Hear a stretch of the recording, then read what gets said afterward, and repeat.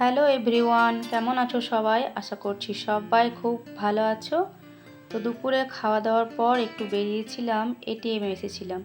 আর এটিএমে টাকা তোলার পর এদিকে হচ্ছে বর বলল পেট্রোল পাম্পে তেল ভরবো গাড়িতে। তো এই যে গাড়িতে তেল ভরছে এখন। আর গাড়িতে তেল ভরার পরে ওই পাশটাতে মানে পেট্রোল পাম্পের অপোজিটেই রয়েছে একটা বসেছে আর কি ব্ল্যাঙ্কেটের যে দোকানগুলো বসে না সেইগুলো আর কি বসেছে। আর এই বছর না দুটো ব্ল্যাঙ্কেট আমার নিতেই হবে। তো সে কারণে বর বলল চলো তাহলে দেখে নিই। তো এই যে ব্ল্যাঙ্কেটগুলোই দেখছি। তো প্রথমে একটু কম দামেরগুলোই বের করতে বললাম, তবে কম দামেরগুলো দেখছি খুবই পাতলা।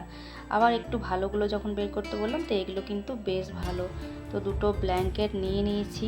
তো ব্ল্যাঙ্কেটগুলো নেওয়ার পর সোজা বাড়ি যাব, কারণ হচ্ছে একটা দোকানে যাওয়ার ছিল, কিন্তু এই ব্ল্যাঙ্কেটগুলো নিয়ে আর নামতে পারবো না। বাড়ি ফেরার পথে আসার সময় দেখলাম কালী পুজোর প্যান্ডেল তো চলছে। আর এবছর আমাদের কুলটিতে কালী পুজো একেবারে জমজমাট। এক তো হচ্ছে এই যে বন্ধু মহলে যে প্যান্ডেলটা হয় এটা তো প্রত্যেক বছরই ভালো করে, এবছর আরও ভালো করবে যেহেতু এবছর 50 বছর হচ্ছে সেই যে কারণে।